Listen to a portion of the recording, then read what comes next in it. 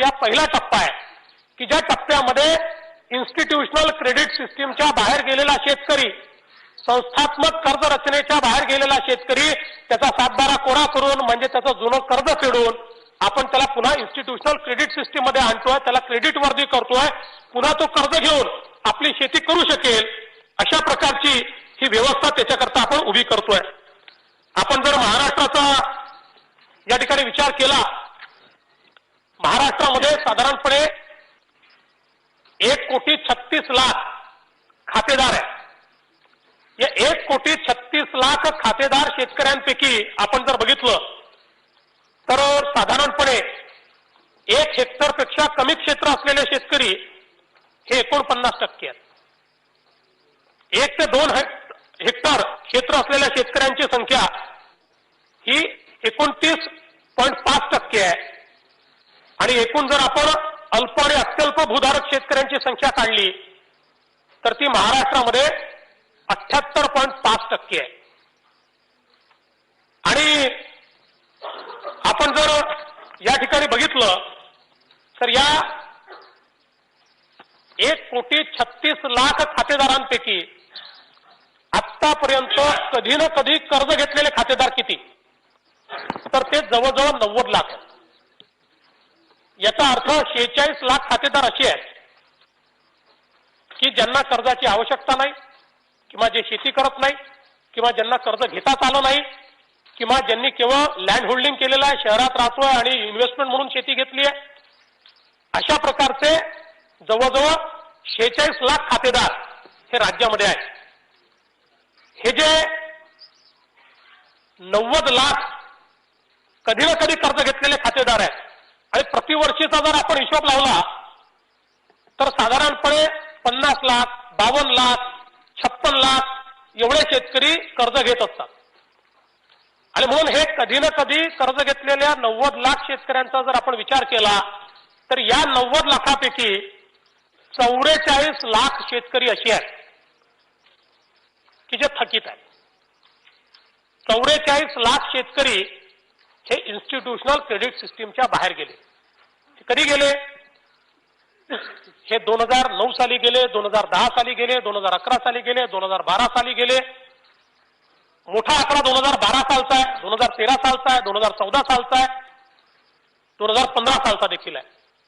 त्यामुळे मोठ्या प्रमाणात सातत्याचा दुष्काळ आणि जे मी सांगितलं की अतिशय कमी लँड होल्डिंग असल्यामुळे, शेतीमध्ये गुंतवणूक न झाल्यामुळे, मोनोक्रॉपिंग पद्धतीमुळे, निसर्गावर अवलंबून असलेल्या शेतीमुळे हे 44 लाख शेतकरी हे इन्स्टिट्यूशनल क्रेडिट सिस्टीमच्या बाहेर गेले. आता या 44 लाख शेतकऱ्यांना या ठिकाणी आपण ज्यावेळी इन्स्टिट्यूशनल क्रेडिट सिस्टीम मध्ये आत आणण्याचा निर्णय केला त्यावेळी आपण असं ठरवलं की 1.5 लाखापर्यंत सरसकट कर्जमाफी करायची. आता या सरसकटचा अर्थ काय आहे?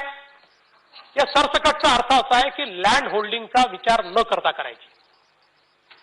आता काही लोक असं म्हणतात की जे थकीत नाही त्यांची कर्जमाफी तुम्ही का करत नाही? आता खरं म्हणजे ज्यांनी शासन पाहिलं नाही, ज्यांना पद्धती माहिती नाही, ज्यांना फायनान्सेस समजत नाही, असे लोकच अशा प्रकारची मागणी करू शकतात. याचं कारण असं आहे, आपल्याला जास्त माहिती आहे कोण कोण मागण्या करतात. तुम्ही पाहिलेलं आहे त्यामुळे तुमच्याबद्दल बोलतच नाहीये मी. काही लोक आहेत म्हणजे आता बोलू नये, आता सुकाणू समिती आहे, काही चांगले लोक आहेत, काही असे लोक आहेत की जे काही मागण्या करतात त्यांना माहितीच नाही काय आहे. आपण जे कर्ज अटक केलं आहे त्याचा जर आपण हिशोब लावला तर हे सगळं कर्ज सरसकट म्हणजे सगळं कर्जाचा जर विचार केला तर 1,20,000 कोटी रुपयाचं कर्ज हे माफ करावं लागेल. 1,20,000 कोटी रुपयाचं कर्ज. आणि जो डिस्ट्रेस मध्ये नाहीये म्हणजे तो शेतकरी फार श्रीमंत आहे असं नाहीये, पण तो 11ला भरतोय, 12ला भरतोय, 13ला भरतोय, 14ला भरतोय, 15ला भरतोय, 16ला भरतोय आणि केवळ इतरांना मिळतंय म्हणून याचं करून टाका. शेवटी राज्याच्या फायनान्सेसची देखील एक आपली कॅपॅसिटी आहे आणि उद्या अशा प्रकारचा जर निर्णय घेतलाही तर राज्य चालणार आहे का? हे राज्य चालू शकणार आहे का? राज्य डिफॉल्टमध्ये जाईल. आणि म्हणून सरसकटचा अर्थ काय आहे, तर सरसकटचा अर्थ असा आहे की कुठलीही लँड होल्डिंग ची अट न ठेवता जे डिस्ट्रेसमध्ये आहेत त्यांना. आता याच्यामध्ये आपण 1.5 लाखापर्यंतचा निकष टाकला. त्याचं कारण काय आहे, राज्याच्या अर्थव्यवस्थेचा विचार केल्यानंतर तुम्ही जेवढे पैसे उभे करू शकता, जेवढे खर्च करू शकता, याचं एक लिमिटेशन आहे. आणि मग या लिमिटेशन मध्ये किती तुम्ही स्ट्रेच केलं आणि स्ट्रेच करून एक तुम्ही आकडा ठरवला, तर तुमच्याजवळ जर 10 रुपये आहे, तर या 10 रुपयामध्ये पहिल्यांदा कोणाला कर्जमाफी दिली पाहिजे, जो सगळ्यात गरीब आहे त्याला दिली पाहिजे. मग त्याच्यापेक्षा थोडा ठीक आहे त्याला दिली पाहिजे, मग त्यापेक्षा थोडा ठीक आहे त्याला दिली पाहिजे, उरले पैसे तर त्यापेक्षा ठीक आहे त्याला दिली पाहिजे. त्या तत्वावर या 44 लाख थकीत लोक, मग अशा वेळी शेतकरी हा नातेवाईकाकडनं, सावकाराकडनं कर्ज घ्यायचा आणि मग त्या कर्जाच्या फेऱ्यात तो अटकायचा. इंग्रजांच्या काळात देखील या संदर्भातली कर्जमाफी झाली आणि अशा प्रकारे जे अडकलेले शेतकरी होते त्यांना सावकाराच्या पाशातनं बाहेर काढण्याकरता त्या काळात देखील कायदा करण्यात आला होता.